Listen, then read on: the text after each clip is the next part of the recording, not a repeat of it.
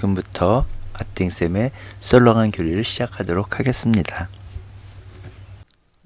이번 시간에는 아브람을 부르심에 대해서 설명하도록 하겠습니다. 아브람은 아브라함의 전 이름이고요. 설명은 아브라함으로 통일합니다. 이전까지는 원시 조상의 시대, 원조 시대였고요. 아브라함부터는 성조 시대가 시작됩니다. 창세기 11장까지는 원시 조상의 시대였고요. 그리고 창세기 11장에는 바벨탑 사건과 앞서 배웠던 바벨탑 사건과 노아의 아들 셈에서부터 아브람까지 족보가 나옵니다. 아브람이 하느님의 부르심을 받아서 가나안으로 떠나게 되죠. 그래서 창세기 12장부터는 거룩한 조상의 시대, 성조사가 시작되게 됩니다. 그리고 아브람은 창세기 17장에서 하나님께서 아브라함으로 이름을 바꿔 주십니다. 그래서 앞으로 설명은 모두 다 아브람이 아니라 아브라함으로 통일합니다.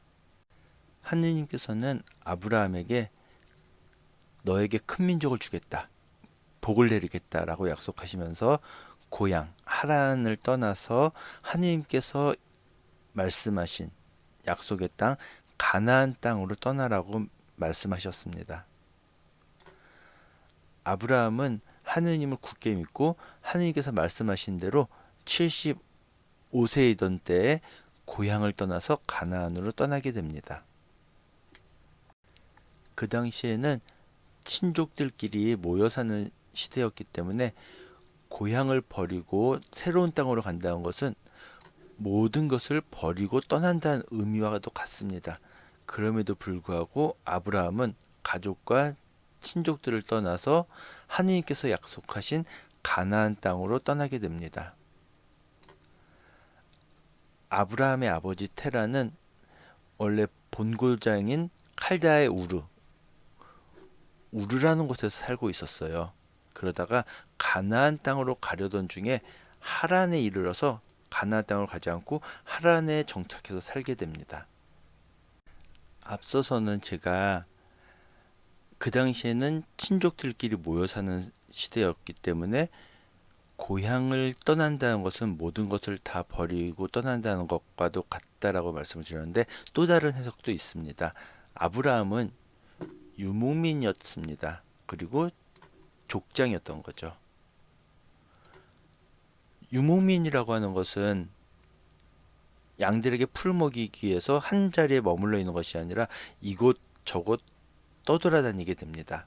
그래서 하느님께서 말씀하셨을 때 하란을 떠나는 것이 그렇게까지 부담스러운 일은 아닐 수도 있었다는 거죠. 그리고 조카와 하란에서 얻은 사람들을 데리고 떠날 수 있었다는 것이 족장이었다는 주장의 근거가 되는 거죠. 하느님께서 아브라함에게 가나안이라는 목적지를 알려주심으로써 원래 유목민 자체가 떠돌아다니는 생활을 하지만 그냥 어디로 갈지 정처 없이 떠도는 그런 유목민이 아니라 가나안이라고 하는 목적지를 알고 떠나는 순례자의 입장이 될 수도 있다는 것이죠. 하느님께서 아브라함에게 가나안으로 가라라고 말씀하셨지만 아브라함에게 있어서는 아브라함이 유목민이었기 때문에 가나안 땅이 내가 여기서 머물러 있어야 될 최종 목적지라기보다는 중간에 거쳐가는 그런 중간지 같은 입장이었을 수도 있다는 겁니다. 솔로몬 왕의 서기관들이 성경을 쓴 솔로몬 왕의 서기관들이 일정한 땅에 주저앉아서 도시를 건설하고 안주하려고 하는 이스라엘 사람들에게 그들의 조상이었던 유목민의 강인한 기백과 모험 정신을 상기시키려는 의도로 적은 것이라고 해석하기도 합니다. 아브라함이 가나안으로 떠날 때 조카 롯도 함께 떠납니다. 그런데 아브라함도 그렇고 롯도 그렇고 소유한 가축이 많아지면서 아브라함의 목자들과 롯의 목자들 간의 분쟁이 자주 일어나게 됩니다.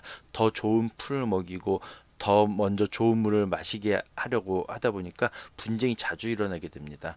그러다 보니까 아브라함이 내 조카와 나는 삼촌이고. 그런데 목자들끼리 서로 싸우니까 좀 기분이 언짢은 거예요. 그래서 친족 간의 분쟁을 원치 않았기 때문에 롯에게 차지할 땅을 먼저 고르게 했어요. 네가 이쪽을 차지하면 내가 이쪽을 차지하고, 네가 이쪽을 차지하면 내가 저쪽을 차지하겠다라고 롯에게 먼저 네가 마음에 드는 땅을 골라라라고 했습니다. 롯은 소돔과 고모라가 있는 쪽 땅을 선택했습니다. 소돔과 고모라 이야기는 아마 다음 시간에 하게 될 것 같아요. 아브라함의 아버지 테라가 살았던 곳은 칼다의 우르 요기입니다. 그런데 이제 가나안 땅으로 가려는 도중에 하란이라는 곳에서 정착해서 살았던 거죠. 그리고 아브라함은 하느님의 부르심을 받고 하란을 떠나서 가나안 땅으로 향하게 된 것이고요. 창세기 11장은 바벨탑 이야기가 끝나고 셈에서부터 아브라함까지의 족보가 나옵니다. 예. 보면은 그래도 오래 살죠. 500년을 살고 403년 살고 403년 살고 430년 살고 209년 살고 이런 식으로 여전히 오래 삽니다. 하지만 홍수 이전에 비하면 조금 덜 살죠. 뭐 207년, 그 다음에 200년, 그 다음에 119년 이런 식으로 살았고요. 그 다음에 이제 나호르는 테라를 낳았다. 나호르는 아브라함의 할아버지고요. 테라는 아브라함의 아버지입니다. 테라가 70살이 되었을 때 아브라함과 나호르와 하란을 낳았습니다. 여기서 하란은 사람 이름입니다. 이 하란이 롯의 아버지인 것입니다. 그런데 하란은 테라가 살고 있었던 본고장인 칼다의 우르에서 자기 아버지인 테라보다 먼저 죽었습니다. 예. 하란은 우르에서 죽었고요. 그 다음에 여기 사라이는 나중에 사라로 이름이 바뀝니다. 아브라함의 아내죠. 테라는 아들 아브라함과 아들 하란에게서 난 손자 롯과 그 다음에 아브라함의 아내인 며느리 사라를 데리고 가나안 땅으로 가려고 칼다의 우르를 떠났다. 즉 우르를 떠나서 가나안으로 가려고 했는데 하란에 이르러 그곳에 자리를 잡고 살았습니다.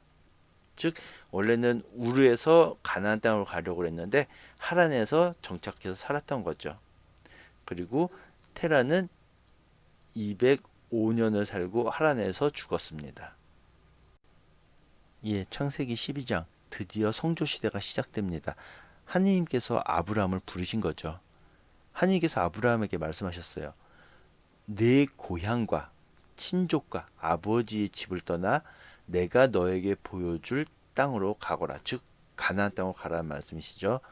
나는 너를 큰 민족이 되게 하고 너에게 복을 내리며 너의 이름을 떨치게 하겠다. 그리하여 너는 복이 될 것이다. 너에게 축복하는 이에게는 내가 복을 내리고 너를 저주하는 자에게는 내가 저주를 내리겠다. 세상의 모든 종족들이 너를 통하여 복을 받을 것이다 라고 말씀을 하세요. 그래서 아브라함은 하느님께서 말씀하신 대로 자기 고향이었던 하란을 떠나게 됩니다. 이때 조카 롯도 아브라함을 쫓아서 떠나게 됩니다. 아브라함이 하란을 떠날 때 75살이었어요. 아브라함은 자기 아내 사라와 조카 롯과 그리고 자기가 모은 재물과 하란에서 얻은 사람들을 데리고 가나안 땅을 향하여 길을 나섰다. 그래서 아브라함이 족장이 아니었을까라고 추정한다고 제가 앞서 말씀을 드렸죠. 그래서 아브라함은 드디어 가나안 땅에 이르게 됩니다. 그 땅에는 이미 가나안족이 살고 있었고요. 하느님께서 내가 이 땅을 너의 후손에게 주겠다라고 약속을 하시죠.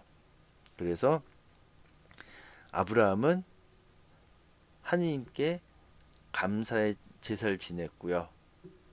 근데 아브라함은 다시 길을 떠나 네겝 쪽으로 갔다라고 했습니다. 앞서서 제가 유목민이었던 아브라함에게 있어서는 가나안 땅이 최종 목적지라기보다는 중간에 거쳐가는 중간지적인 역할을 했다라고 하는데 아브라함 실질적으로 많이 옮겨 다닙니다. 예. 하지만 결국 아브라함의 후손들이 가나안 땅을 차지하게 되죠. 아브라함은 큰 부자였습니다. 그 다음에 아브라함과 함께 다니는 롯도 부자였던 거죠. 그래서 그들은 함께 살기에는 너무 땅이 좁았어요. 그들의 재산이 너무 많아서 앞서 말씀드렸던 것처럼 아브라함의 목자들과 조카 롯의 목자들이 서로 싸웠기 때문에 아브라함은 자기 조카의 목자들과 자기의 목자들이 싸우는 걸 원치 않았어요. 그래서 앞서 말씀드렸던 것처럼 서로 목자들 사이에 다툼이 일어나기도 하는 거예요. 그래서 아브라함이 롯에게 말합니다. 너와 나는 삼촌과 조카 사이가 아니냐. 그런데 너와 내 목자들이 다툼이 잦으니 안 되겠다. 자, 봐라. 네가 왼쪽으로 가면 나는 오른쪽으로 가고 네가 오른쪽으로 가면 나는 왼쪽으로 가겠다. 네가 먼저 선택해라. 내가 삼촌이니까 내가 먼저 선택할 거야가 아니라 아브라함이 롯에게 네가 먼저 선택해봐. 그래서 롯이 살펴보니까 소돔과 고모라 땅이 훨씬 더 좋아 보이는 거예요. 물론 소돔과 고모라가 멸망하기 전이죠. 그래서 롯은 소돔과 고모라 땅을 선택하고요. 아브라함은 가나안 땅에 살게 됩니다. 창세기 17장에서 하느님께서는 아브라함의 이름을 아브라함으로 바꿔주십니다. 하느님께서는 너 이제 더 이상 아브라함이 아니다. 이제 너는 아브라함이다. 라고 말씀을 하십니다. 아브람의 뜻은 존귀한 아버지라는 뜻이고요. 아브라함의 뜻은 백성의 아버지라는 뜻입니다. 그리고 밑에 부분, 이 창세기 17장 밑부분에는 아브라함의 부인인 사라이의 이름도 사라라고 바꿔주십니다. 사라의 뜻은 아브라함의 백성의 아버지라는 뜻인 것처럼 사라의 뜻은 백성의 어머니라는 뜻입니다. 그리고 사라이의 뜻은 영귀, 허나 뭐 그런 뜻이 있다고 하네요. 지금까지 들어주셔서 대단히 감사합니다.